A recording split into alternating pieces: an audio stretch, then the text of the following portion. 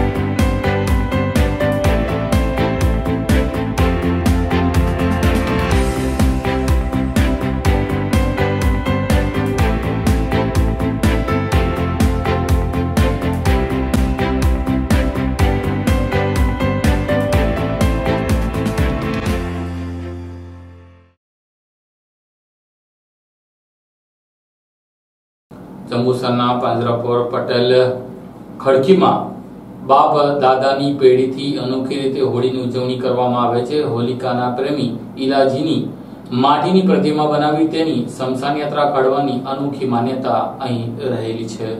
હોળીના પર્વમાં દરેક લોકો રંગ સાથે પોતપોતાની રીતે ઉજવણી કરતા હોય છે, ત્યારે ભારતમાં અલગ અલગ રાજ્યોમાં અલગ અલગ નામોથી આ હોળીનો ઉત્સવ પણ ઉજવાતો હોય છે। ગુજરાતને બાદ કરતા અન્ય રાજ્યોમાં પણ હોળીનો ખાસો એવો મહત્વ રહ્યો છે, પરંતુ આજે તમને જે હોળી વિશે જાણવા મળશે તે હોળી કંઈક અલગ જ પ્રકારની છે અને ખાસ પ્રકારની છે। આવી હોળી વિશે તમે પહેલા ક્યારેય નહીં સાંભળ્યું હોય કે જ્યાં શમશાન યાત્રા કાઢીને હોળીની ઉજવણી કરવામાં આવે છે।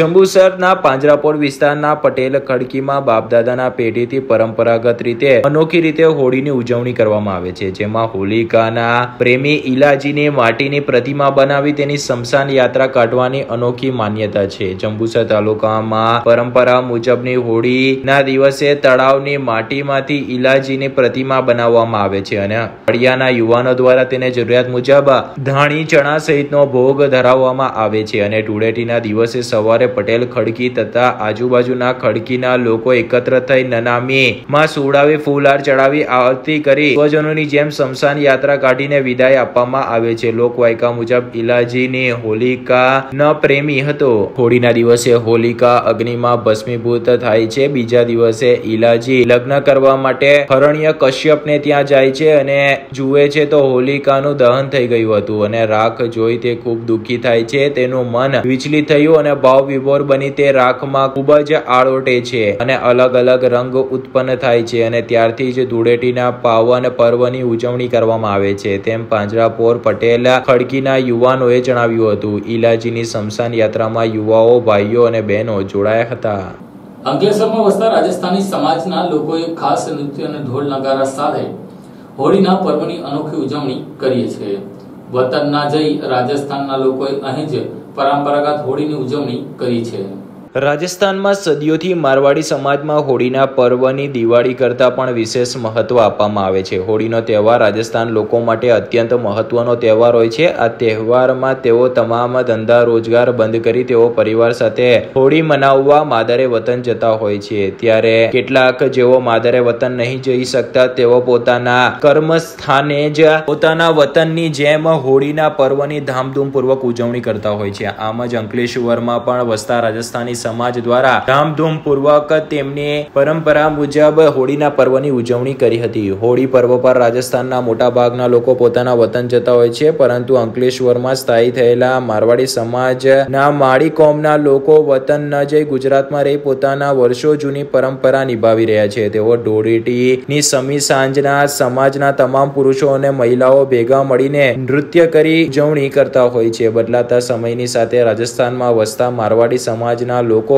રોજગારી માટે ગુજરાત તરફ વળ્યા છે અને તેમની આ પ્રાચીન પરંપરા ધીરે ધીરે લુપ્ત થવા લાગી. પરંતુ અંકલેશ્વરમાં આવીને સ્થાયી થયેલા રાજસ્થાની મારવાડી સમાજ છેલ્લા 10 વર્ષ ઉપરાંતથી પ્રાચીન પરંપરાને જીવંત રાખી છે. દર વર્ષે ધૂળેટીના સમી સાંજે અંકલેશ્વરમાં વસવાટ કરતા તમામ રાજસ્થાની સમાજના લોકો ભેગા મળી ઘેર અને લૂર નૃત્યની રમઝટ બોલાવે છે. અંદાજે મારવાડી સમાજના હજારો પરિવારો જે અંકલેશ્વરમાં વર્ષોથી વસવાટ કરે છે તેઓ આ કાર્યક્રમમાં જોડાતા હોય છે. હોળી ધૂળેટીના પર્વ નિમિત્તે અંકલેશ્વરમાં જ રહેતા મારવાડી સમાજના લોકો વર્ષો જૂની પરંપરા મુજબ ઘેર નૃત્ય રમી હોળીના પર્વની ઉજવણી કરતા હોય છે.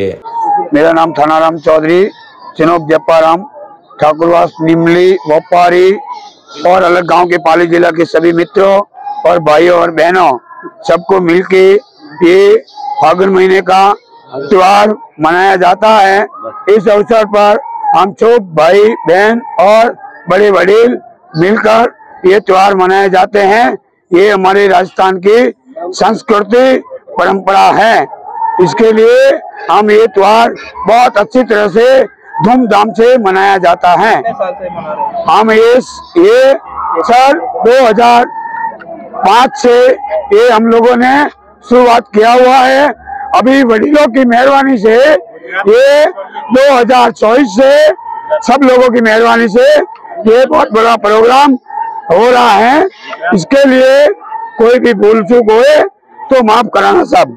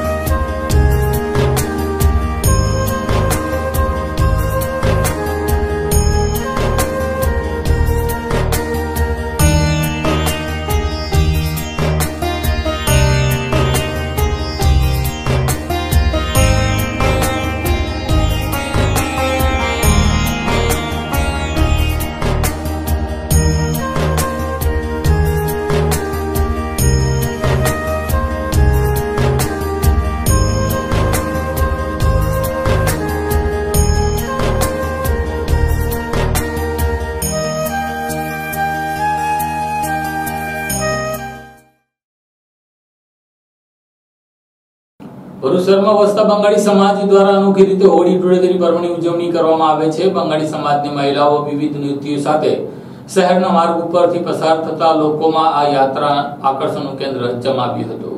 બંગાળી હોળી ઉત્સવની ભરૂચના બંગાળી ભાઈઓ બહેનો દ્વારા પરંપરાગત ઉજવણી કરવામાં આવી હતી. રવિન્દ્ર સંગીત સાથે રંગોની છોડો સહિત રંગારંગ રેલીમાં બંગાળી પરિવારજનો જોડાયા હતા. ભરૂચમાં વસતા બંગાળી પરિવારજનો દ્વારા બંગાળની સંસ્કૃતિ ઓળખ સમા બસંત બંગાળી હોળીની ઉજવણી કરવામાં આવી હતી. બંગાળી સમાજ સરબોજનીન શારદોત્સવ સમિતિ જાડેશ્વર દ્વારા રવિન્દ્રનાથ ઠાકોર દ્વારા શરૂ કરાયેલ બસંત ઉત્સવ એટલે કે બંગાળી હોળી ઉત્સવની બંગાળી પરંપરાને જાળવી રાખી નવી પેઢીમાં પણ તેના સંસ્કારનું સિંચન થાય તેવા આશય સાથે છેલ્લા 6 વર્ષથી ઉજવણી કરવામાં આવે છે. જે અંતર્ગત જાડેશ્વર રોડ ઉપર આવેલ મલ્ટીપ્લેક્સ ખાતેથી રંગારંગ રેલીનું આયોજન કરવામાં આવ્યું હતું. બંગાળી રવિન્દ્ર સંગીતના તાલે બંગાળી ભાઈઓ બહેનો પરંપરાગત વસ્ત્રો પરિધાન કરી રંગોની છોડો ઉડાવતા બંગાળી સંસ્કૃતિને ઉજાગર કરતા આ યાત્રામાં બંગાળી સમાજના લોકો મોટી સંખ્યામાં જોડાયા હતા. ભરૂચ શહેરમાં બંગાળી સમાજ દ્વારા ધૂળેટીના પર્વની અનોખી રીતે ઉજવણી કરવામાં આવતી હોય છે, જેમાં બંગાળી સમાજની મહિલાઓ વિવિધ નૃત્ય સાથે શહેરના માર્ગો ઉપરથી પસાર થતા શહેરમાં નીકળતી આ યાત્રા લોકોમાં આકર્ષણ જમાવતી હોય છે. જોકે બંગાળી સમાજની મહિલાઓની ધૂળેટી પર્વની અનોખી રીતે ઉજવણીના પગલે ભરૂચ શહેરવાસીઓમાં પણ શાંતિપૂર્ણ માહોલમાં ધૂળેટી પર્વ ઉજવવાનો સંદેશ પાઠવ્યો હતો.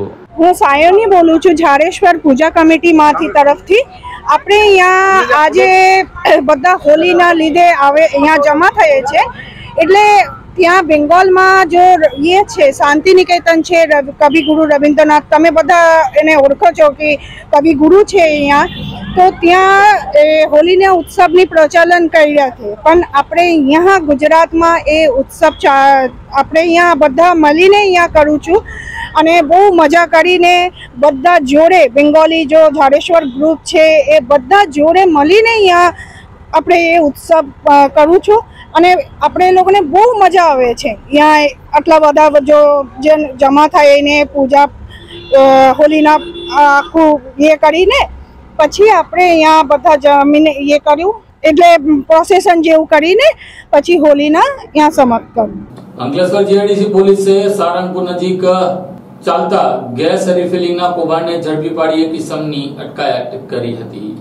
અંકલેશ્વર જીઆઈડીસી પોલીસે ગેસની બોટલમાંથી પરવાના વગર ગેસ રિફિલિંગ કરતા એક ઇસમને ઝડપી પાડ્યો હતો. પ્રાપ્ત મળતી વિગતો મુજબ અંકલેશ્વર જીઆઈડીસી પોલીસનો કાફલો પેટ્રોલિંગમાં હતા. તે દરમિયાન પોલીસને બાતમી મળી હતી કે સારંગપુરના પદ્માવતી નગરના પ્લોટ નંબર 11 જય ભૈરવ કિરાણા સ્ટોર નામની દુકાનમાં ગેસ રિફિલિંગ ચાલી રહ્યું છે. જે બાતમીના આધારે પોલીસે દરોડા પાડતા એક ઇસમ ત્યાં હાજર મળી આવ્યો હતો. તેને પકડી પાડી તલાશી લેતા દુકાનમાંથી નાની મોટી ગેસની બોટલો નંગ 6 તથા વજન કાંટો નંગ 1 તથા રિફિલિંગના પાઇપો મળી આવ્યા હતા. પોલીસે 11,500 મુદ્દા માલ સાથે તેને પકડી પાડી તેઓની વિરુદ્ધ ઇપીકો કલમ 285 336 મુજબ ગુનો દાખલ કરી આગળની કાર્યવાહી હાથ ધરી છે. પોલીસે પકડી પાડેલા આરોપીમાં કરણભાઈ ભેરુલાલ ચંદેલા રહે પ્લોટ નંબર 11 પદ્માવતી નગર સારંગપુર ગામ અંકલેશ્વર મૂળ રહે રાજસ્થાન નાઓને પકડી પાડ્યો હતો.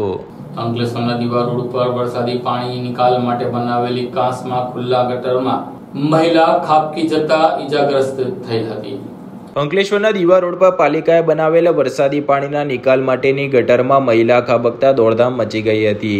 મહિલાને ગંભીર હાલતમાં સારવાર અર્થે ખસેડવામાં આવી હતી. અંકલેશ્વરના દીવા રોડ પર હાલ નગરપાલિકાએ કાંસ બનાવવાનું કામ શરૂ કર્યું છે, જેના માટે 20 થી 25 મીટરના અંતરે ખુલ્લા બ્લોક બનાવ્યા છે. પણ તેના પર ઢાંકણા કે જાળી બેસાડવામાં ન આવતા એક મહિલા તેનો ભોગ બની હતી. સાંજના સમયે એક મહિલા અહીંયાથી પસાર થઈ રહી હતી. તે સમયે 10 ફૂટ ઊંડી કાંસમાં મહિલા એકાએક ખાબકી હતી. તેની હાલત ગંભીર હોવાથી તેને તાત્કાલિક સારવાર માટે નજીકની હોસ્પિટલમાં ખસેડવામાં આવ્યા હતા. કાંસ બનાવવાની કામગીરીમાં દાખવવામાં આવી રહેલ બેદરકારી સામે લોકોમાં રોષ જોવા મળી રહ્યો છે. કોન્ટ્રાક્ટર કેવું કામ કરી રહ્યો છે તે જોવાની તસદી પણ પાલિકાના સત્તાધીશો કે જે તે વિભાગના અધિકારીઓ લેતા નથી તેવી ઘટના બાદથી ચર્ચાઓ શરૂ થઈ છે.